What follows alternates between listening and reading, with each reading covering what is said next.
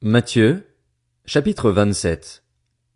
Le matin venu, tous les chefs des prêtres et les anciens du peuple tinrent conseil contre Jésus pour le faire mourir. Après l'avoir attaché, ils l'emmenèrent et le livrèrent à Ponce Pilate, le gouverneur. Alors Judas, celui qui l'avait trahi, voyant qu'il était condamné, fut pris de remords et rapporta les 30 pièces d'argent aux chefs des prêtres et aux anciens en disant: J'ai péché en faisant arrêter un innocent.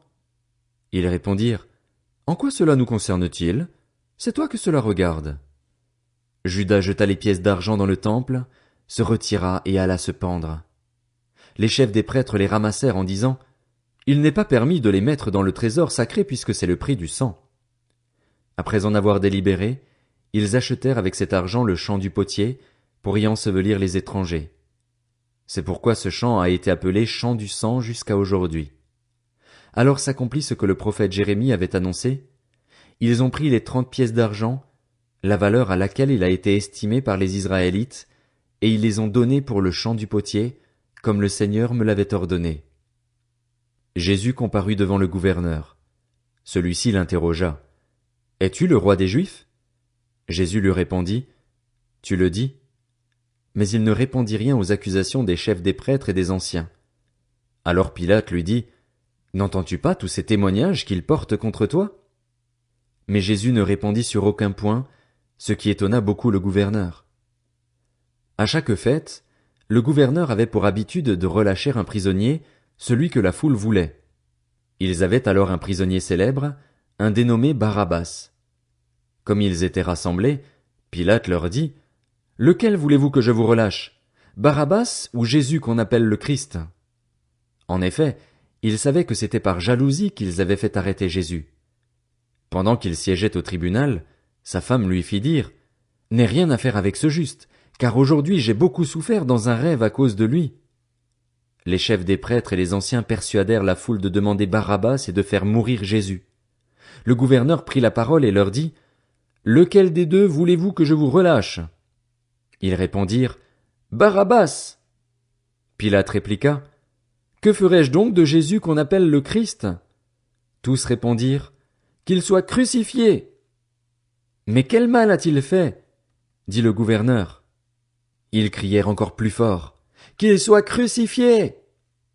Voyant qu'ils ne gagnaient rien, mais que le tumulte augmentait, Pilate prit de l'eau, se lava les mains en présence de la foule et dit: Je suis innocent du sang de ce juste, c'est vous que cela regarde. Et tout le peuple répondit: Que son sang retombe sur nous et sur nos enfants. Alors Pilate leur relâcha Barabbas, et, après avoir fait fouetter Jésus, il le livra à la crucifixion. Les soldats du gouverneur conduisirent Jésus dans le prétoire et rassemblèrent toute la troupe autour de lui. Ils lui enlevèrent ses vêtements et lui mirent un manteau écarlate. Ils tressèrent une couronne d'épines qu'ils posèrent sur sa tête, et ils lui mirent un roseau dans la main droite.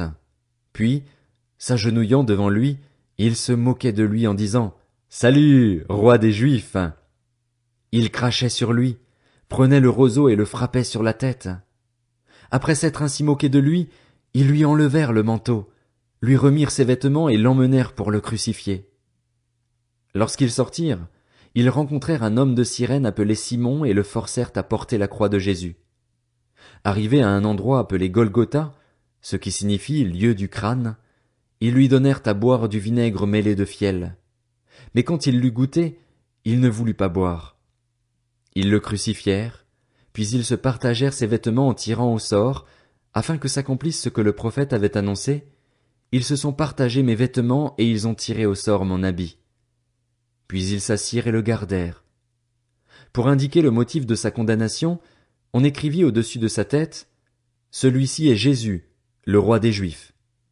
Avec lui furent crucifiés 2 brigands, l'un à sa droite et l'autre à sa gauche. Les passants l'insultaient et secouaient la tête en disant: Toi qui détruis le temple et qui le reconstruis en 3 jours, sauve-toi toi-même. Si tu es le Fils de Dieu, descends de la croix. Et les chefs des prêtres, avec les spécialistes de la loi et les anciens, se moquaient aussi de lui et disaient: Il en a sauvé d'autres et il ne peut pas se sauver lui-même. S'il est roi d'Israël, qu'il descende maintenant de la croix et nous croirons en lui. Il s'est confié en Dieu, que Dieu le délivre maintenant, s'il l'aime. En effet, il a dit: Je suis le Fils de Dieu. Les brigands crucifiés avec lui l'insultaient eux aussi de la même manière. De midi jusqu'à 3 heures de l'après-midi, il y eut des ténèbres sur tout le pays. Vers 3 heures de l'après-midi, Jésus s'écria d'une voix forte. Élie, Élie, lama sabachthani? C'est-à-dire, mon Dieu, pourquoi m'as-tu abandonné? Quelques-uns de ceux qui étaient là, après l'avoir entendu, disaient, il appelle Élie. Aussitôt l'un d'eux courut prendre une éponge qu'il imbiba de vinaigre. Il la fixa à un roseau et lui donna à boire. Mais les autres disaient, laisse donc, voyons si Élie viendra le sauver. Jésus poussa de nouveau un grand cri et rendit l'esprit. Et voici que le voile du temple se déchira en deux depuis le haut jusqu'en bas, la terre trembla, les rochers se fendirent, les tombeaux s'ouvrirent et les corps de plusieurs saints qui étaient morts ressuscitèrent. Étant sortis des tombes, ils entrèrent dans la ville sainte après la résurrection de Jésus et apparurent à un grand nombre de personnes.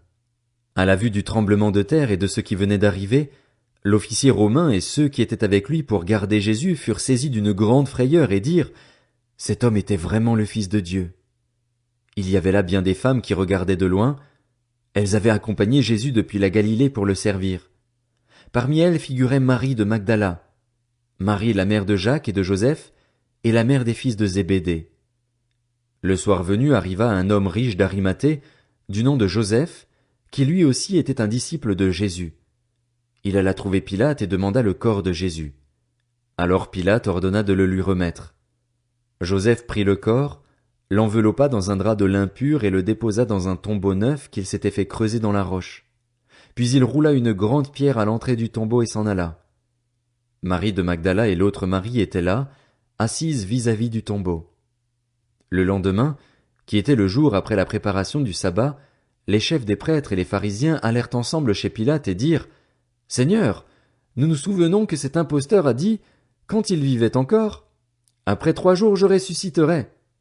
Ordonne donc que le tombeau soit gardé jusqu'au 3e jour, afin que ses disciples ne viennent pas voler le corps et dire au peuple « Il est ressuscité ». Cette dernière imposture serait pire que la première. Pilate leur dit « Vous avez une garde. Allez-y, gardez-le comme vous le souhaitez. » Ils s'en allèrent et firent surveiller le tombeau par la garde après avoir scellé la pierre.